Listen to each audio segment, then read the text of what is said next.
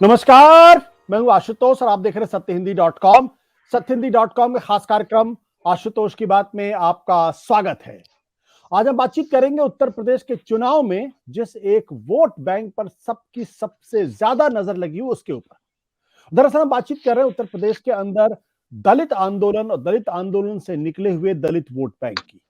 जी हां, इसी पे चर्चा करेंगे क्योंकि उत्तर प्रदेश के अंदर पिछले कई महीनों से कहा जा रहा है कि उत्तर प्रदेश का चुनाव दो पार्टियों के बीच में सिमट कर रह गया है, यानी भारतीय जनता पार्टी और समाजवादी पार्टी के बीच में।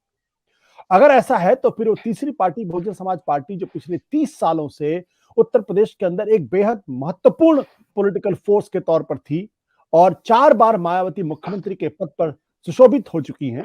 2007 में उन्होंने खुद अपने बल पर सरकार बनाई थी। ऐसे में उनका क्या होगा, उनकी पार्टी का क्या होगा, और अगर वो कमजोर पड़ती है तो क्या उत्तर प्रदेश के अंदर दलित आंदोलन भी कमजोर पड़ जाएगा? ये एक बड़ा सवाल है।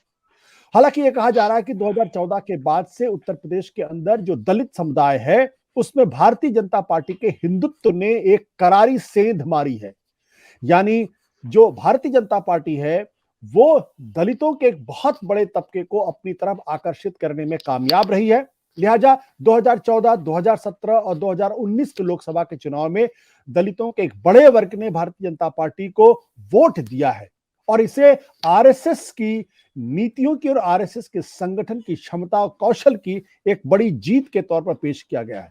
लेकिन अब सवाल यह है कि उत्तर प्रदेश के अंदर जो दलित आंदोलन मायावती, बहुजन समाज पार्टी और कांशीराम के आंदोलन से पूरी तरीके से आइडेंटिफाइड थी, वो क्या इस बार पूरी तरीके से कमजोर पड़ गया है? इस पर करेंगे बातचीत और हमारे साथ कुछ खास मेहमान होंगे। लेकिन उसके पहले आपको कुछ आंकड़ों के जुबानी एक कहानी बता देते हैं। अरीब, अगर आपके पास डेटा और ग्राफिक्स तैयार हो तो आप उसको मेरी बातचीत के साथ साथ उसको एयर पर डालिएगा। सबसे पहले उत्तर प्रदेश के अंदर हम आपको बता दें कि उत्तर प्रदेश में जो वहां की आबादी है उस आबादी में दलितों की भागीदारी 20% के आसपास है। मैं लगभग की बात इसलिए कर रहा हूं क्योंकि हिंदुस्तान में जाति के आधार पर जो जनगणना है वो नहीं होती है। लिहाजा जो हमारे पास जानकारी है उसके मुताबिक मैं आपको जानकारी दे रहा हूं कि दलितों की आबादी 20% के आसपास है। ओबीसी यानी अदर बैकवर्ड कास्ट की आबादी 41 से 42% के आसपास मानी जाती है। मुस्लिम तबके की आबादी 18 से 19% मानी जा रही है और सवर्ण तबके की आबादी तकरीबन 21% के आसपास मानी जा रही। यानी दलित वर्ग जो है वो उत्तर प्रदेश के अंदर 20% है और ये एक महत्वपूर्ण, बेहद ताकतवर मौजूदगी है। लेकिन दलितों के बीच में जो एक काम भारतीय जनता पार्टी ने अपनी बांटो और राज करो की नीति के तहत किया है उसमें दलितों को जाटों और गैर जाटों के बीच में बांटने का काम किया। बहुजन समाज पार्टी को उन्होंने एक तरीके से जाटो वोट बैंक में सीमित करके उनके ऊपर यह आरोप लगाया कि बीएसपी का जो वोटर है उसने गैर जाटों को एक तरीके से किनारे कर दिया। तो जाटो वोटर जो है वो 12% है, गैर जाटो वोटर जो है वो 8% के आसपास पाए। और जो गैर जाटो वोट है उसने 2014 में 45% वोट जो है वो भारतीय जनता पार्टी को दिया था और 2019 में ये बढ़कर 48% हो जाता है। लेकिन जो जाटो वोटर है दलितों के अंदर उसने 2014 में 68% वोट दिया, 2019 में 75% वोट दिया और 2017 में अगर देखें जब मायावती के मुख्यमंत्री बनने की उम्मीद रहती थी तो 87% जाटो तबके ने बीएसपी को वोट दिया। ये आंकड़े जो है हमने आपको दिए हैं, ये आंकड़े सीएसडीएस के सर्वे के आधार पे हमने आपको ये आंकड़े बताए हैं। यानी उन्होंने जो पोस्ट पोल सर्वे किया था उसमें जो लोगों से बातचीत की तो उसके आधार पे आंकड़े दिए। लिहाजा आज हम इस चर्चा पे बातचीत करेंगे कि दरअसल ये जो दलित वोटर है वो कहां किस तरीके से है, क्या अभी भी जाटो गैर जाटो का विभेद है और ये कहां और किसको वोट देंगे। हमारे साथ इस वक्त जुड़ रहे हैं रविकांत जी जो दलित चिंतक हैं, दिल्ली विश्वविद्यालय में माफ करिएगा लखनऊ विश्वविद्यालय में प्रोफेसर हैं। हमारे साथ सतीश प्रकाश जी भी जुड़ गए हैं जो राजनीतिक तौर पर बहुजन समाज पार्टी के समर्थक माने जाते हैं, उनके करीबी माने जाते हैं और उनको आप टीवी चैनल्स में देखते हैं जहां पे वो डिफेंड करते हैं। सतीश जी मैं थोड़ा रिक्वेस्ट करूंगा कि अगर आप अपने कैमरे के थोड़ा करीब आ जाए तो आपकी तस्वीर बहुत और अच्छी दिखाई पड़ेगी और हमारे दर्शक आपको बोलते हुए और बेहतर तरीके से देख पाएंगे। रविकांत जी सबसे पहले मेरा सवाल आपसे है कि जो इस बार जो एक पैटर्न या नैरेटिव बताने की कोशिश की जा रही है कि भाई लड़ाई तो इस बार समाजवादी पार्टी और बीजेपी के बीच में। अगर ऐसा है तो, मैं फिर भी कहता हूं अगर ऐसा है तो फिर दलित वोटर कहां जाएगा, वो किसको वोट करेगा? क्या वो भी बहुजन समाज वो भी समाजवादी पार्टी और बीजेपी के बीच बट कर रह जाएगा, या उसकी जो पुरानी लॉयल्टी है बीएसपी के प्रति वो बनी रहेगी? देखिए, मैं थोड़ा सा पहले ही जो आपने आंकड़े दिए हैं उनको करेक्ट करना चाहता हूँ। बिल्कुल बिल्कुल, जातिगत जनगणना नहीं होती है, लेकिन इसमें कोई दो राय नहीं है कि जो SC ST है उसकी जनगणना होती है। इसलिए उत्तर प्रदेश में 21.5% में 21.5% SC ST की आबादी है कुल मिलाकर के, और उसमें 11% जाटव है और नॉन जाटव 10.5% है। कुछ ST भी इसी में शामिल हैं।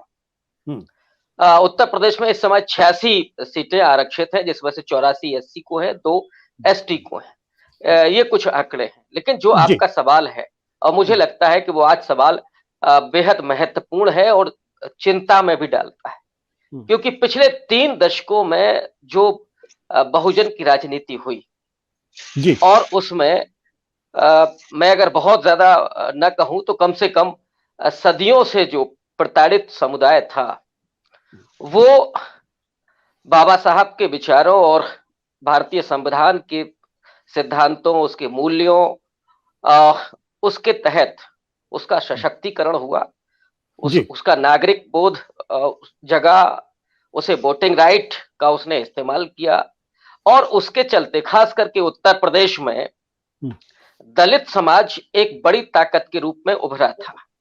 लेकिन पिछले कुछ समय से खास करके मायावती की जो सिद्धांतहीन राजनीति इस समय की है और जो अवसरवाद में तब्दील हो गई, उसने पूरे दलित समाज को चिंता में डाल दिया है। और आज हालात ये हैं कि जहां बात सपा वर्सेस बीजेपी की हो रही है, दलित एजेंडा गायब है जी। और ये चिंता मैं इसलिए कर रहा हूं क्योंकि पिछले लगातार अगर आप सालों को देखिए तो दलित उत्पीड़न की घटनाएं बढ़ती जा रही। इसी उत्तर प्रदेश में जैसे सो कॉल्ड नंबर 1 कहा जा रहा है, 150% दलित उत्पीड़न की घटनाएं बढ़ी हैं।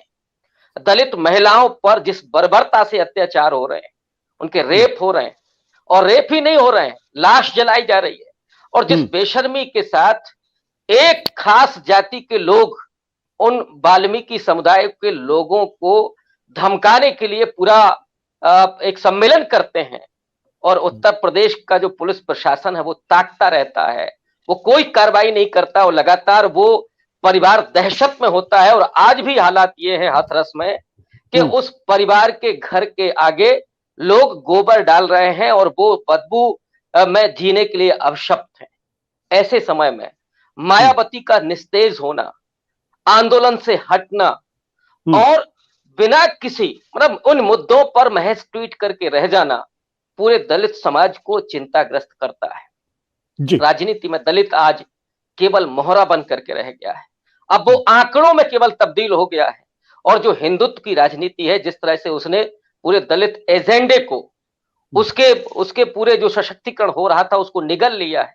और इन्हीं 3 दशकों में मैं जब देखता हूं पिछले 3 दशकों में उस उलट करके उस राजनीति को, तो 90 के दशक में एक तरफ सांप्रदायिक राजनीति उभर रही थी, दूसरी तरफ बहुजन की राजनीति उसके समानांतर चल रही थी, और उसने उस हिंदुत्व की राजनीति को, सांप्रदायिक राजनीति को बेदखल करके 4 बार मायावती मुख्यमंत्री होती हैं, मुलायम सिंह यादव के पास सत्ता जाती है। और मैं समझता हूं कि उस दरमियान दलितों का भी सशक्तिकरण होता है, पिछड़ों का भी सशक्तिकरण होता है।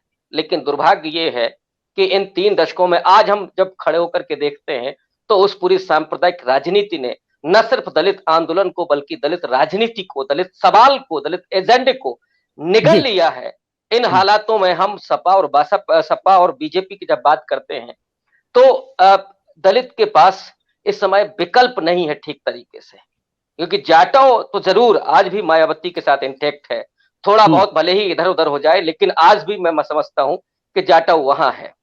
लेकिन जो गैर जाटव है, जिसकी 10% आबादी है, जाटव के बाद पासी है, पासी आज विभाजित हो गया है। वो कुछ बीजेपी के साथ है और थोड़ा ज्यादा संख्या में सपा के साथ दिखाई पड़ता है। कोरी मोस्टली बीजेपी के साथ है, क्योंकि उसको दिखाया गया कि साहब हमने रामनाथ कोविंद को राष्ट्रपति बना दिया, आपका हमने एक मंत्री बना दिया, केंद्रीय मंत्री बना दिया, 5 जिला पंचायत अध्यक्ष उस जाति से हैं, इसलिए वो बीजेपी का वोटर हो गया। वाल्मीकि और सोनकर का जो हिंदुत्वीकरण किया गया था उस पूरी प्रयोगशाला में, उसके वजह से आज भले ही वो दर दर की ठोकर खा रहा हो, वो गरीबी और मुफलिसी में जी रहा हो, लेकिन आज भी वो हिंदुत्व को ओढ़ करके ही वो अपने समाज को आगे ले जा रहा है, या मैं ये कहूं कि पतन की गर्त में जा रहा है। वाल्मीकि समाज की स्थिति आप देख लीजिए, प्रियंका गांधी उसको सजोने की कोशिश कर रही हैं। वो लवकुश नगर में जाती हैं जहां वाल्मीकि मंदिर है, वहां पूजा अर्चना करती हैं, झाड़ू लगाती हैं और इस मुद्दे को उभारती हैं। लेकिन मायावती की जो खामोशी है उसने फिर से मैं कहूंगा कि एक कश्मकश में डाल दिया है उस पूरे समाज को, कि वो या तो मजबूरी में हिंदुत्व के साथ जाए या फिर अखिलेश यादव खामोश है, जिसके तरफ उसने मुड़ करके देखा था, खास करके गठबंधन जब मायावती ने तोड़ा और अखिलेश यादव ने कोई रिएक्ट नहीं किया, तो उस दलित समाज ने यह सोचा कि शायद अखिलेश यादव हमको लेकर के चलेंगे। लेकिन अखिलेश यादव इलाहाबाद की घटना में 48 घंटे के बाद ट्वीट करते हैं, किसी दलित की मौत पर वो कभी नहीं जाते, जबकि गुप्ता हो, तिवारी हो, दुबे हो, यादव हो, मैं ये नहीं कह रहा हूं कि उनको नहीं जाना चाहिए, बेशक जाना चाहिए, लेकिन अगर आप अगड़ी जातियों के यहाँ किसी के मरने पर दुख जताने जाते हैं तो साहब दलित जानवर नहीं है, कीड़ा मकोड़ा नहीं है, उसका भी वजूद है, उसका भी वोट है, उसकी तरफ भी देखा जाना चाहिए। इसलिए मैं कह रहा हूं कि आज बहुत कश्मकश में है। सत्य हिंदी का ऐप डाउनलोड करें गूगल प्ले स्टोर पर।